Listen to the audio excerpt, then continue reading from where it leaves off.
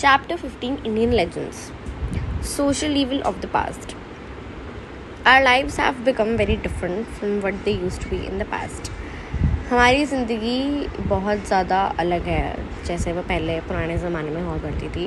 There were times when people did not even enjoy the basic rights. और कुछ ऐसे भी टाइम थे उस टाइम में जहाँ पर लोगों को नॉर्मल जो राइट्स होते थे, जो उनका हक था, उनको वो भी अच्छा नहीं लगता था, उनको मिला ही नहीं था. For instance everyone could not get access to education. जैसे कि सब लोगों के पास राइट टू एजुकेशन नहीं था. लाइक सब लोग पढ़ाई नहीं कर सकते थे, पढ़ लिख नहीं सकते थे. Only people who had money could afford to get their children to schools. और सिर्फ जिन लोगों के पास पैसा था सिर्फ वही बच्चे ही स्कूल जा सकते थे. Girls were denied access to many activities which boys could do. और लड़कियों ऐसी बहुत सारी एक्टिविटीज़ थी जो लड़के कर सकते थे बट लड़कियां नहीं कर सकती थी. Even if some people preferred their children to go to school, their choice was mostly for the boys. और अगर कुछ लोग बच्चों को स्कूल भेजते भी थे तो वो सिर्फ वही भेजते थे ताकि जो लड़के होते थे उनको. लड़कियों को उस टाइम पर इतना ज़्यादा खुली छूट नहीं थी चीज़ों को लेकर. Other than this, there were several groups of people which were treated badly. और इसके अलावा भी बहुत सारे ऐसे ग्रुप्स थे छोटे छोटे पुराने ज़माने में जिनको लोग बहुत बुरी तरह ट्रीट करते थे और उनको अनटचेबल्स भी बोलते थे कि इनको छूना नहीं, इनको हमारे पेट में से खाना नहीं खाना, ये सब. दे वर exploited because of their social background, their birth in particular family and occupation. और उनके साथ बहुत ज़्यादा बुरा बर्ताव किया जाता था बिकॉज जैसे उनका सोशल बैकग्राउंड था जिससे वो बिलोंग करते थे, जहाँ पर उनका जन्म हुआ, ऐसा वो काम करते थे. For many centuries such situations continue to exist in India. और बहुत सारे टाइम तक ऐसी सिचुएशंस कंटिन्यू रही हैं इंडिया में और काफ़ी लोग अब तक भी ये सब चीज़ें करते हैं बट अब ये सब बैन है. Then came the period when Indians were ruled by the British. फिर ज़माना आया जहाँ पर ब्रिटिश ने हमको रूल किया. During the British rule Indians came across the western system of education. और जब ब्रिटिश ने हमें रूल किया तो हमारे यहाँ पर वेस्टर्न एजुकेशन का सिस्टम आया. This education system made people aware about the ill practices being followed in our system for so long. इस एजुकेशन सिस्टम ने हमें बताया कि हमारे इंडिया में बहुत सारी बुरी प्रैक्टिसेस हो रही हैं, ये सब प्रैक्टिस नहीं होना चाहिए. They consequently started thinking about these practices and their effects on our society. तो जो एजुकेशन सिस्टम आया उसकी वजह से लोगों में अवेयरनेस फैली, लोगों को पता चला कि जो ये सब करते आ रहे हैं इतने टाइम से ये बहुत ही गलत है और इन सब चीज़ों का हमारी सोसाइटी पे क्या इफ़ेक्ट पड़ रहा है. तो कुछ सोशल रिफॉर्मर्स जो थे उन्होंने मिलके इन चीज़ों को हटाया और लोगों को अवेयरनेस दी, लोगों को बढ़ावा दिया कि ये चीज़ें ना करें. सोशल रिफॉर्मर्स वो होते हैं जो लोग सोशल ईवल्स, हमारी ये सब सारी बुरी चीज़ें हैं जो हमारी सोसाइटी में माना जाता है, उन सबको हटाते हैं, उन पे काम करते हैं. तो during this period and from among this people emerged several reformers. तो इस पीरियड के अंदर ही और इन सब लोगों के बीच में से कुछ ऐसे सेवरल रिफॉर्मर्स, बहुत सारे रिफॉर्मर्स आए निकल के. They introduced positive changes in the society and changed several norms and practices. तो उन्होंने बहुत ज़्यादा पॉजिटिव चेंज लाए वो हमारी सोसाइटी के अंदर और उन्होंने काफ़ी सारी नॉर्म्स मतलब रूल्स और प्रैक्टिस चेंज करी हमारी. So people who have inspired our life. So इन रिफॉर्मर्स के अंदर हमारे 3 मेन अभी हम पढ़ रहे हैं. वो है राजा राम मोहन रॉय, स्वामी दयानंद सरस्वती एंड ज्योतिराव फुले.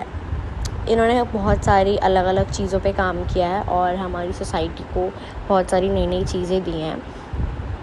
तो पहला है हमारा राजा राम मोहन रॉय जो कि 1772 से लेकर सिर्फ 1833 तक थे. तो राजा राम मोहन रॉय को हम फादर ऑफ मॉडर्न इंडिया भी बोलते हैं क्योंकि उन्होंने बहुत ज़्यादा कॉन्ट्रीब्यूशंस, बहुत ज़्यादा चीज़ें हमको दी हैं ताकि हमारी इंडियन सोसाइटी की बेटरमेंट हो, वो अच्छी रहे. He mainly campaigned against the operation of women. और उसने ज़्यादातर काम इसमें किया था कि जो ऑपरेशन मतलब दबाना, जो लोग वुमेन को दबाते हैं, जितनी वुमेन दब रही है उसको हटाने के लिए और उसके प्रोटेस्ट के लिए ही ज़्यादातर राजा राम मोहन रॉय ने कैंपेन किया था. He held a movement to abolish the sati system और उन्होंने एक मूवमेंट भी चलाया था, अबॉलिश मतलब हटा देना, ख़त्म, कि वो सती सिस्टम हटा दे। सती डिड यू नो में लिखा है कि sati was a practice where in the wife had to burn her self to death on her husband's funeral pyre. Sati एक ऐसी प्रैक्टिस थी जहाँ पर अगर उसका पति मर जाता है, लड़की का पति मर जाता है, उनका हस्बैंड की डेथ हो जाती है, तो जो वाइफ है उसको साथ में ही उनके साथ जला दे जाएंगे जिंदा। तो due to his efforts the practice of sati was banned in 1829। तो उन्होंने जितनी प्रैक्टिस वगैरह करी, मतलब जो उन्होंने अवेयरनेस फैलाई, कैंपेन्स करे, सब चीज़ें मूवमेंट वगैरह रखी, उससे सती बैन कर दिया गया था 1829 के अंदर। He believed that Indian scriptures could cleanse many social evils from Indian society।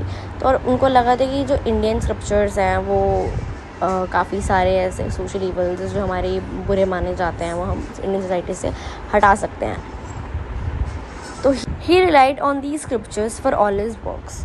और जो भी स्क्रिप्चर्स वगैरह पुराने ज़माने की मूर्तियाँ हो गई, लिखने की चीज़ें हो गई, जो भी पुराने ज़माने में बनता था, यह जो भी काम होते थे हाथ से बने हुए, वो ज़्यादातर उन्हीं पे ही उन्होंने फोकस किया कि वो बताएं।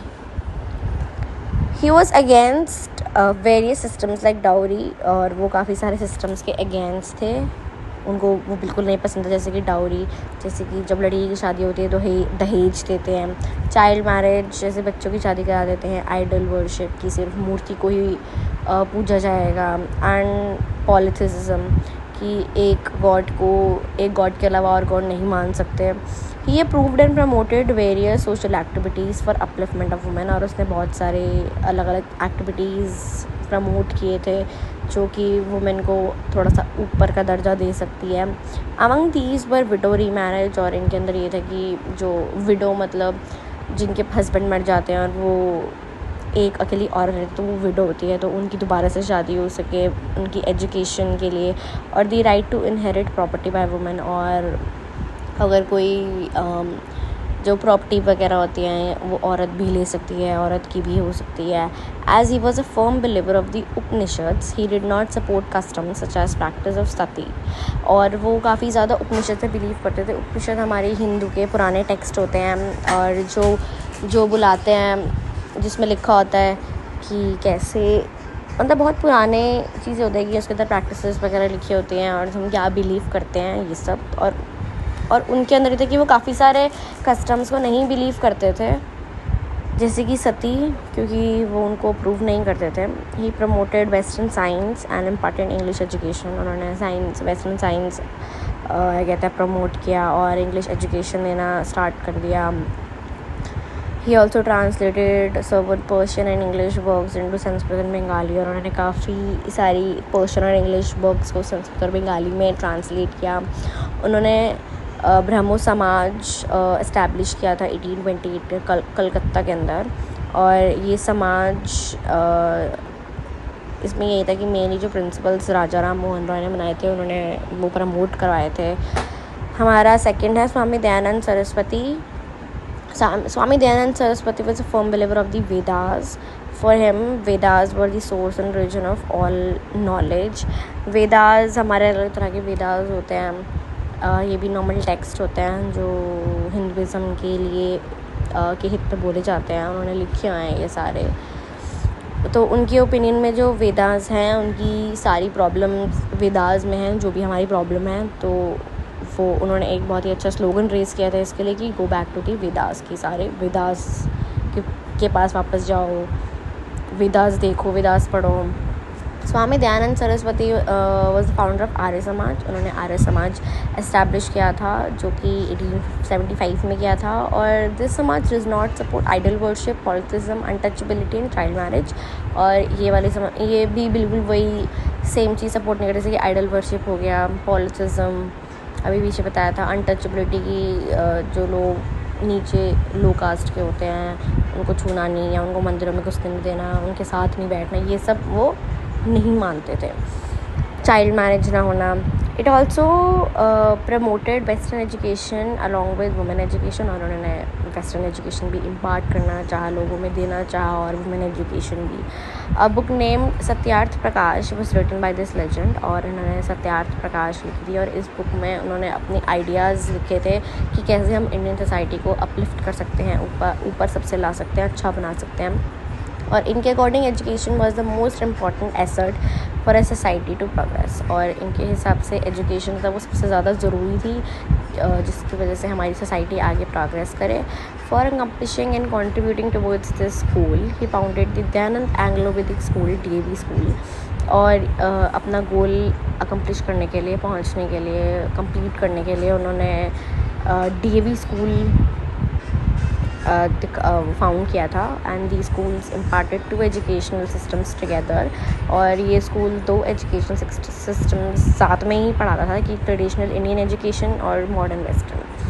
अगर बहुत सारे बच्चे DAV स्कूल में होते हैं 8 तक, उनकी में वेद पाठ होती है VP, और उसके अंदर हमारा इंडियन एजुकेशन के बारे में बताया जाता है कि कैसे सब पुराने ज़माने में कौन से रिफॉर्मर्स थे, कैसे कैसी प्रैक्टिसेस होती थी, और कैसे कैसे उन्हें ठीक करा गया, और मॉडर्न वेस्टर्न एजुकेशन जो आज हम पढ़ते आ रहे हैं. However, these schools remained concentrated mainly in the northern and western parts of India. लेकिन ज़्यादातर जो ये schools थे वो northern and western part of India में ही थे. फिर नेक्स्ट हमारा Jyotirao फुल्ले. Jyotirao फुल्ले was a notable social reformer. He was well versed with Hindu scriptures. He fought against a system which discriminated and oppressed the low caste.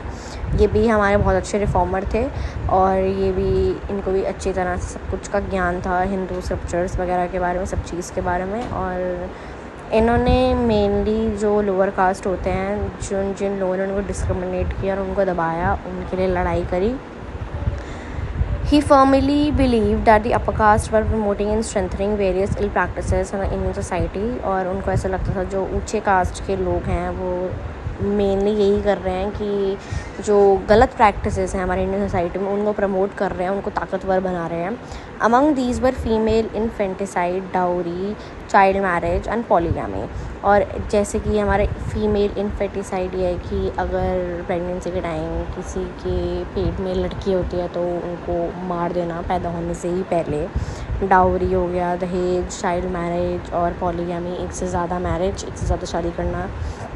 For him, women education and widow remarriage held a lot of importance, और उनके लिए औरतों की education और एक window का दोबारा से शादी करना बहुत ज़्यादा इम्पोर्टेंस माना गया था. और उनकी बीवी सवित्रा बाई भी ने भी उन्होंने बहुत ज़्यादा सपोर्ट किया, और उनके साथ काफ़ी कंट्रीब्यूट किया अपने एफर्ट्स वगैरह. They together ran an orphanage and a girls school. उन्होंने साथ में ऑर्फनेज चलाया और एक गर्ल्स स्कूल भी.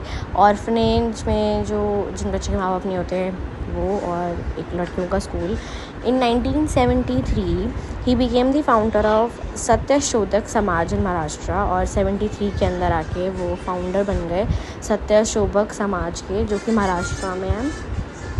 ही spread his ideas through his writings, और वो बहुत सारी नई नई राइटिंग्स लिखे थे, और उन्हीं के थ्रू उन्होंने अपने आइडियाज़ स्प्रेड करे, फैलाए. और through this medium he challenge several myths and legends that denied equality to the people of oppressed and lower caste. और इसी मीडियम से, इसी माध्यम से उन्होंने बहुत सारे मिथ्स, जैसे कि हमारे जो गलत चीज़ें मानी गई हैं, या जो तुम कह सकते हो कि ऐसा नहीं होता, मिथ्स कहते हैं उन्हें, कि जो चीज़ें नहीं होती उनको भी लोग मानते हैं. उन्होंने काफ़ी सारे मिथ्स मिथ्स और बहुत सारे जो ऐसे लोग थे जिन्होंने इक्वालिटी मना कर दी थी कि नहीं भी हम तो इक्वालिटी नहीं देंगे, छोटा कास्ट का छोटा है और बड़े का बड़ा है, और वो छोटे लोअर कास्ट को ऑप्रेस करने में लगे पड़े हैं.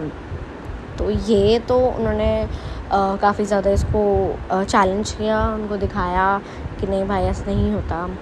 Along with these, there were many other social reformers who taught people to give up social evils and superstitions. और उनके साथ भी बहुत सारे और भी लोग थे, और भी रिफॉर्मर्स हैं जिन्होंने सिखाया है लोगों को कि हमें ये सब ईवल्स को नहीं मानना चाहिए, ये सब सुपरस्टिशंस, ये सब मनगढ़ंत बातें हैं जो लोगों ने खुद बनाई हैं, हमें नहीं मानना चाहिए.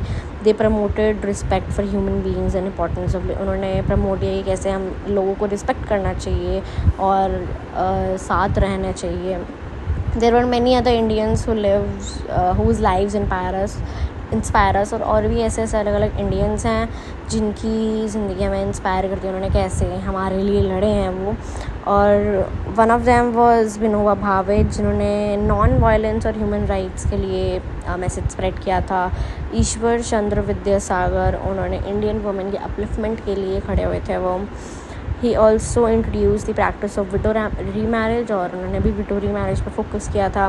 बाबा आमते वर्कड टू हेल्प वो people who suffered from a disease called leprosy. और बाबा आमते उन्होंने मदद किया था जो गरीब लोग हैं, और वो लेप्रोसी एक डिसीज़ होती है, उससे अगर सफ़र कर रहे होते हैं, उन्होंने उनकी मदद करी थी.